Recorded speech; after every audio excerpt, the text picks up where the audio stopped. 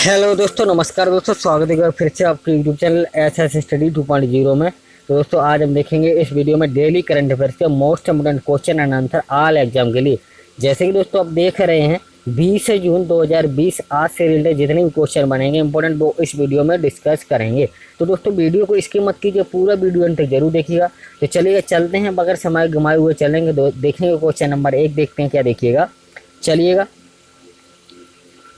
देश के ग्रामीण क्षेत्र में आजीविका के अवसरों को बढ़ावा देने के लिए नरेंद्र मोदी कब गरीब कल्याण रोजगार लॉन्च करेंगे? तो याद रखिए कब करेंगे। तो दोस्तों इस क्वेश्चन का राइट आंसर क्या आ जाए देखिएगा।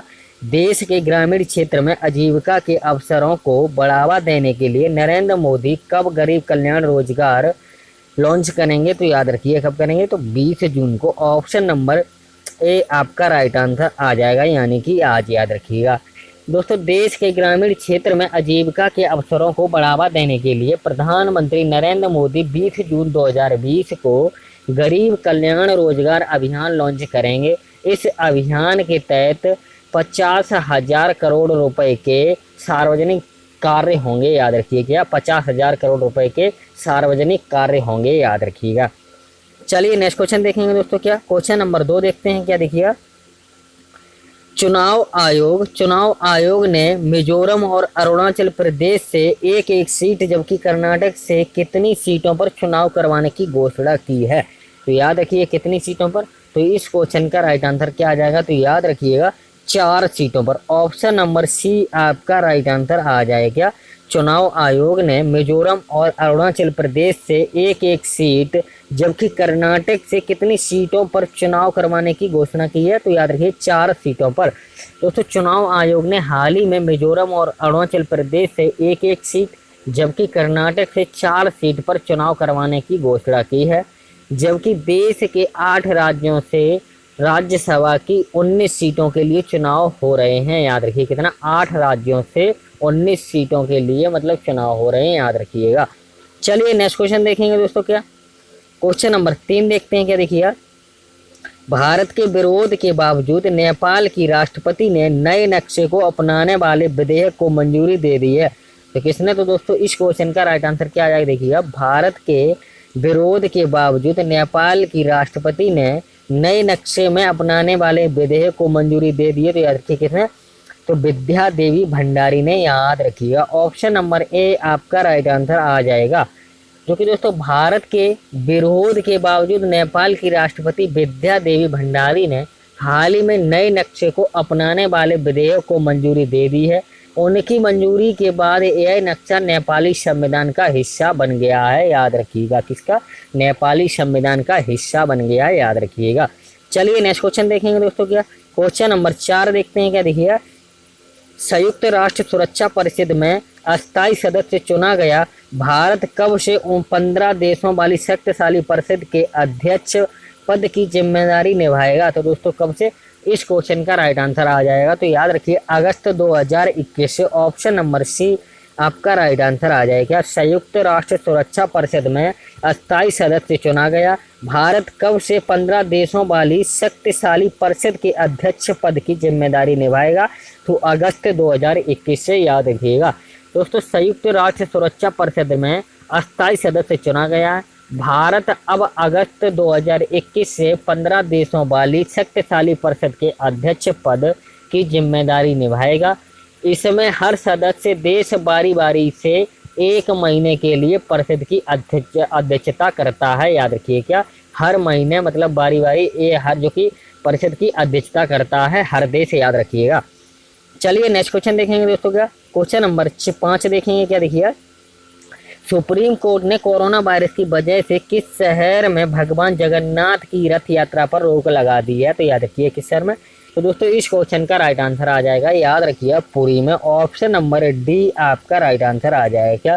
सुप्रीम कोर्ट ने कोरोना वायरस की वजह से किस शहर में भगवान जगन्नाथ की रथ यात्रा पर रोक लगा दी है? तो याद रखिएगा पुरी में। याद रखिएगा दोस्तों सुप्रीम कोर्ट ने हाल ही में कोरोना वायरस की वजह से पुरी में भगवान जगन्नाथ की रथ यात्रा पर रोक लगा दी है। कोर्ट ने कहा है कि अगर वो इसके लिए अनुमति देते हैं तो भगवान उन्हें कभी माफ नहीं करेगा। याद रखिएगा।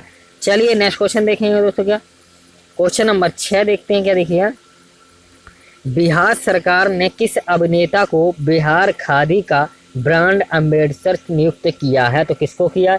इस क्वेश्चन का राइट आंसर आप दोस्तों कमेंट बॉक्स में बताइएगा।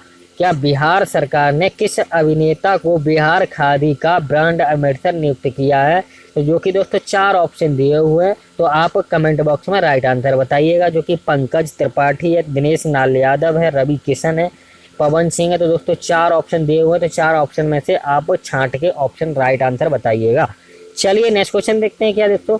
क्वेश्चन नंबर 7 देखेंगे, देखिए क्या भारत के किस बैंक ने मलावी सरकार को भारत सरकार की ओर से 21.57 करोड़ डॉलर की ऋण सुविधा देने की घोषणा की है, तो याद रखिए किसने।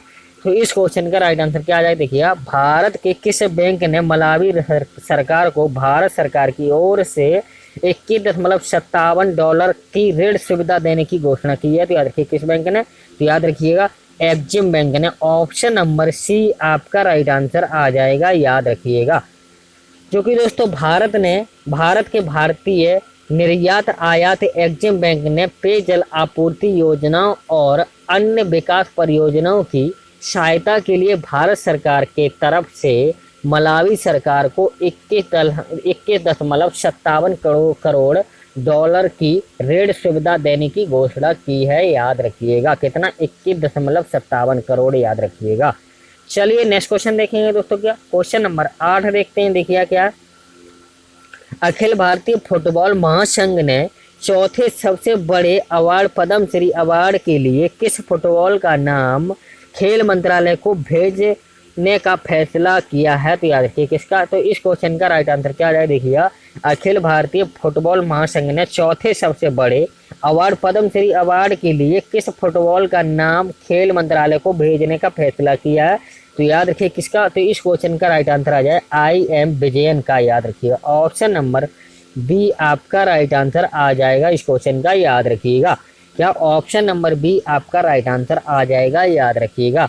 दोस्तों अखिल भारतीय फुटबॉल महासंघ ने चौथे सबसे बड़े अवार्ड पद्मश्री अवार्ड के लिए IM विजयन का नाम खेल मंत्रालय को भेजने का फैसला किया है। उन्हें पहले भी वर्ष 2003 में अर्जुन अवार्ड मिल चुका है। साथ ही वे 3 बार IFF players of the year रहे हैं, याद रखिए कितने बार, 3 बार, याद रखिएगा। चलिए नेक्स्ट क्वेश्चन देखेंगे क्या क्वेश्चन नंबर 9 देखिएगा क्या देखेंगे निम्न में से किस विमेन्स टीम की क्रिकेट ने जो कि विकेट कीपर बल्लेबाज रेचल प्रीस्ट ने अंतर्राष्ट्रीय क्रिकेट से संन्यास लेने की घोषणा की है, तो याद रखिए किसने। तो इस क्वेश्चन का राइट आंसर क्या आ जाएगा, देखिएगा निम्न में से किस विमेन्स की टीम की विकेट कीपर बल्लेबाज रेचल प्रीस्ट ने अंतर्राष्ट्रीय क्रिकेट से संन्यास लेने की घोषणा की है, तो याद रखिए किसने। तो न्यूजीलैंड विमेन्स टीम ने, याद रखिए। ऑप्शन नंबर डी आपका राइट आंसर आ जाएगा, याद रखिए।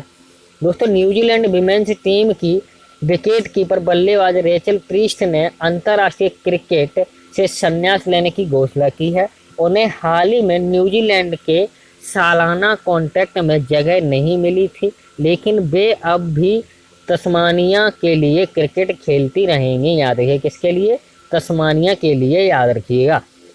चलिए नेक्स्ट क्वेश्चन देखेंगे दोस्तों। क्या क्वेश्चन नंबर 10 देखेंगे, देखिए क्या यूरोपीय चैंपियनशिप 2022 के टूर्नामेंट में कितने नए खेलों को शामिल किया गया, तो कितने। तो दोस्तों इस क्वेश्चन का राइट आंसर आ जाए 4, याद रखिए। ऑप्शन नंबर सी आपका राइट आंसर आ जाएगा। क्या यूरोपीय चैंपियनशिप 2022 के टूर्नामेंट में कितने नए खेलों को शामिल किया गया, तो 4 को, याद रखिएगा। दोस्तों यूरोपियन चैंपियनशिप 2022 के टूर्नामेंट में ऑर्गेनाइजर्स कमेटी ने 4 नए खेलों को शामिल किया है, जिसमें स्विमिंग शामिल नहीं है। चैंपियनशिप 2022 में 11 से 21 अगस्त तक जर्मनी में म्यूनिख में होगी, याद रखिएगा। जर्मनी के म्यूनिख में होगी, याद रखिएगा। चलिए नेक्स्ट क्वेश्चन देखेंगे दोस्तों। क्या देखिए क्वेश्चन नंबर 11 देखेंगे। क्या हाल ही में केंद्र सरकार रोजगार के अवसर बढ़ाने के लिए किस राज्य में गरीब कल्याण रोजगार अभियान शुरू करेगी, याद रखिए किस राज्य में। तो दोस्तों इस क्वेश्चन का राइट आंसर क्या आ जाएगा, देखिए हाल ही में केंद्र सरकार रोजगार के अवसर बढ़ाने के लिए किस राज्य में गरीब कल्याण रोजगार योजना अभियान शुरू करेगी? तो याद रखिए इस क्वेश्चन का राइट आंसर आप कमेंट बॉक्स में दीजिएगा। क्योंकि दोस्तों केरल है, त्रिपुरा है, बिहार है, इनमें से कोई नहीं, 4 ऑप्शन दिए हुए हैं, तो आप कमेंट बॉक्स में राइट आंसर बताइएगा। चलिए नेक्स्ट क्वेश्चन देखेंगे दोस्तों। क्या क्वेश्चन नंबर देखिए 12 देखते हैं दोस्तों। क्या देखेंगे, हाल ही में कौन सा बैंक अपनी लोन प्रक्रिया को पूरी तरह से डिजिटल बनाएगा? तो याद रखिए कौन सा बैंक है? तो दोस्तों इस क्वेश्चन का राइट आंसर क्या आ जाएगा? देखिए हाल ही में कौन सा बैंक अपनी लोन प्रक्रिया को पूरी तरह से डिजिटल बनाएगा? तो याद रखिए कौन सा बैंक? तो याद रखिए bank of Baroda. Option number C आपका राइट आंसर आ जाएगा, याद रखिएगा। तो बैंक ऑफ बड़ौदा ने घोषणा की है कि वह लोन प्रक्रिया को पूरी तरह से डिजिटल बनाएगा। भारत का तीसरा सबसे बड़ा ऋणदाता बैंक ऑफ बड़ौदा अपनी ऋण देने की पूरी प्रक्रिया को पूरी तरह से डिजिटलीकरण करने का फैसला किया है, जिसमें होम, कृषि, सूचना और उद्यम, पर्सनल और ऑटो लोन शामिल हैं, याद रखिएगा। दोस्तों बैंक ऑफ बड़ौदा की स्थापना की बात की जाए तो कब हुई? तो याद रखिए 20 जुलाई, याद रखिए 20 जुलाई 1908 को, याद रखिए बैंक ऑफ बड़ौदा की स्थापना हुई थी। कब? तो 20 जुलाई 1908 को, याद रखिएगा। दोस्तों इसका मुख्यालय कहाँ? तो याद रखिए बड़ौदा, गुजरात में। एमडी सीईओ कौन है? तो संजीव चड्ढा ही, याद रखिएगा। चलिए नेक्स्ट क्वेश्चन देखेंगे दोस्तों। क्या देखिएगा, क्वेश्चन यस्टरडे 2 क्वेश्चन देखेंगे दोस्तों, जो कि कल पूछे थे क्वेश्चन, वो देखेंगे इस वीडियो में। देखिए क्या है, 18 जून को विश्व भर में कौन सा दिवस मनाया जाता है? तो याद रखिए कौन सा दिवस मनाया जाता है? तो दोस्तों इस क्वेश्चन का राइट आंसर आ जाएगा ऑटिस्टिक प्राइड डे, याद रखिए। ऑप्शन नंबर ए आपका राइट आंसर आ जाएगा, याद रखिए। 18 जून को विश्व भर में कौन सा दिवस मनाया जाता है? तो याद रखिए ऑटिस्टिक प्राइड डे, याद रखिएगा। दोस्तों 18 जून को विश्व भर में ऑटिस्टिक प्राइड डे मनाया जाता है, जो कि ऑटिज्म एक ऐसी समस्या है जिसमें ग्रस्त लोगों के व्यवहार से लेकर कई तरह की दिक्कतें होती हैं, जैसा कि बर्फी फिल्में, यदि याद रखिए बर्फी फिल्में में दिखाया जाता है, याद रखिएगा। चलिए नेक्स्ट क्वेश्चन देखेंगे दोस्तों। क्या क्वेश्चन नंबर दूसरा देखते हैं। क्या था ये? देखिएगा 500 वर्षीय जलमग्न मंदिर हाल ही में उड़ीसा में किस नदी के नीचे पाया गया? तो याद रखिए किस नदी के नीचे पाया गया? तो दोस्तों इस क्वेश्चन का राइट आंसर आ जाएगा, याद रखिए महानदी के नीचे। ऑप्शन नंबर ए आपका राइट आंसर आ जाएगा। क्या 500 वर्षीय जलमग्न मंदिर हाल ही में के उड़ीसा में किस नदी के नीचे पाया गया? तो महानदी के, याद रखिए। दोस्तों Deepak Kumar Nayak Indian National Trust for Art and Culture Heritage INTACH के प्रोजेक्ट असिस्टेंट रविंद्र राणा के साथ उड़ीसा के हेरिटेज उत्साही ने बायोदेश्वर के पास महानदी में 500 साल पुराना जलमग्न मंदिर स्थित किया है, याद रखिएगा। क्योंकि दोस्तों पद्मावती क्षेत्र, कटक, उड़ीसा में, याद रखिएगा। आई होप दोस्तों हमारी वीडियो आपको पसंद आई होगी। तो दोस्तों एक कमेंट बॉक्स में कमेंट और एक प्लीज़ लाइक करके ज़रूर बताइएगा दोस्तों। और जो भी हमारे चैनल पर नए हैं तो प्लीज़ हमारे चैनल को सब्सक्राइब जरूर कीजिएगा और बेल आइकन दबाना ना भूलिएगा, जो आपको नोटिफिकेशन समय पर मिलता रहे। तो चलिए चलते हैं दोस्तों। जय हिंद, जय भारत, वंदे मातरम।